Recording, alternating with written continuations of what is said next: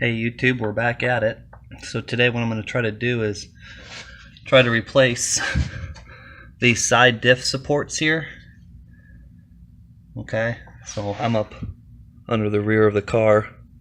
So I'm going to try to replace these side diff supports and then this mustache bar. So this is the mustache bar here, and it comes up underneath and it bolts to the pumpkin back here. So this big thing back here, I'm going to try to replace that. So what you're going to need is a 19 millimeter for this one, and you're going to need 17 millimeter for these 3 bolts here. Okay, so these on the side, they're a little tricky. It's kind of hard to get a socket up in here with a wrench. So you can kind of see it's tight there. You know, no room. So what I had to do, it's pretty simple actually. I took a 17 millimeter box end wrench, stuck that on there like that. Then I took a 19 and I stuck it through here. I mean, if you're strong enough to just put a 17 on here and crank this sucker and break it loose, you know, more power to you, but I use a little bit of leverage. So I stick this one on there, stick this one on there like that, so to speak, and then I can turn it. So I got these 3 broken loose already, and I just use an impact. I use an impact on this sucker here, so that was fun. So this one's loose. What I'm gonna have to do on this one over here is I might have to pull the exhaust and move it out of the way a little bit, because it looks like there might be just some clearance problems with my wrench, so not a big deal. But I'm gonna go ahead and try to work on this one over here, and we'll see what we can do about then getting this mustache bar off. So it looks like there's a bolt here, and there's a bolt over here, and then there's 3 or so up behind here. So I don't know if I gotta drop this whole rear subframe or not. I'm really hoping not. I hope I don't have to. So I don't know. We'll figure that out when we get to that bridge. Alright, so the 4 bolts are loose, and then this just drops out. So 3 bolts. It comes off that support there. Bushing on the top here, it looks like, or a washer. So there is one out of the way. On to the next one. Alright guys, let me show you what I did here. So I ended up loosening the exhaust on the front. I had to take these 2 bolts out here. I left one of the supports, side diff supports, in there to support the diff, so I don't have to put a jack under it. And I actually had to drop the whole rear subframe. So I had to disconnect the sway bar bolts. There's 2 here, and then there's 1 on the back side, on each side, okay? And then there's 8 subframe connector bolts. There's 2 here, and there's 3 on each side over here. So there's the bolts. Okay, they are a 17 millimeter. Okay, so each bolt is a 17 millimeter there, and then the 2 in the center here, they're also a 17 millimeter. And then after dropping that subframe out, I was able to get the old bar out, and there you go. So there it is. And not too bad, probably about an hour and a half of work. So I'll start working on getting this thing back together.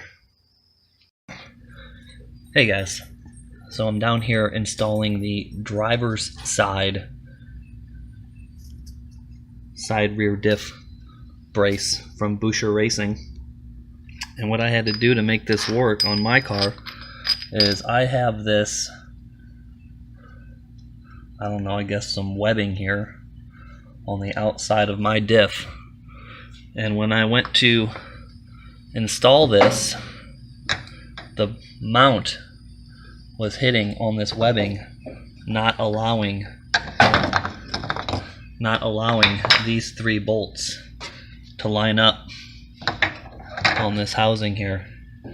So there was a gap in between here when I would go to tighten it down. So what I had to do is I had to take a die grinder and I had to grind out the back side of this mount. So you can kind of see how much I had to take out. It wasn't a lot, but there's a decent shot of it right there. So that's what I had to take out.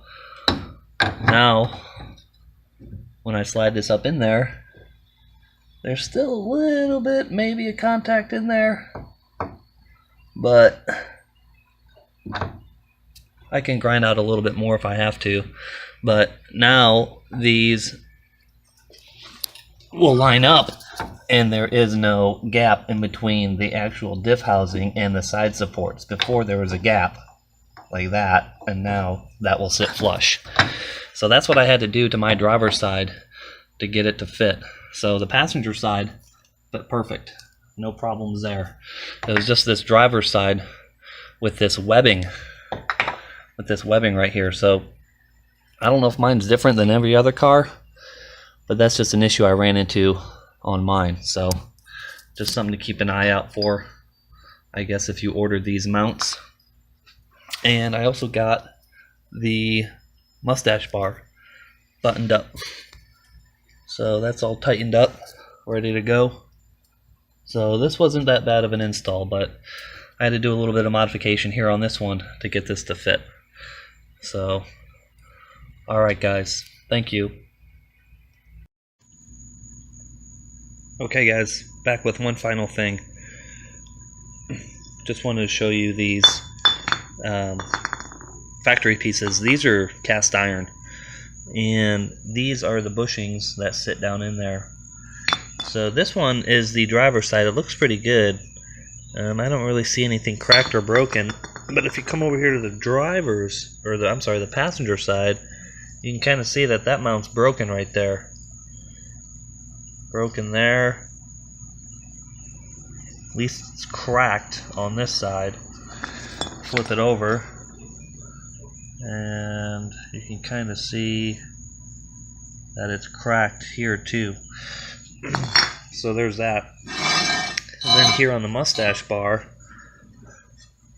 you can see that it's broken there as well. So that will cause the diff to move around, and I'm thinking that might have been my clunking noise that I was getting. So if you have a clunking noise in your car on your rear diff when you're shifting hard, it could be because the mounts here, the rubber mounts, over time will get old, crack, and break. So something to think about if you're having the same problem with that clunking or what might sound like a slamming noise in the rear of the car. So, all right, guys. Thank you.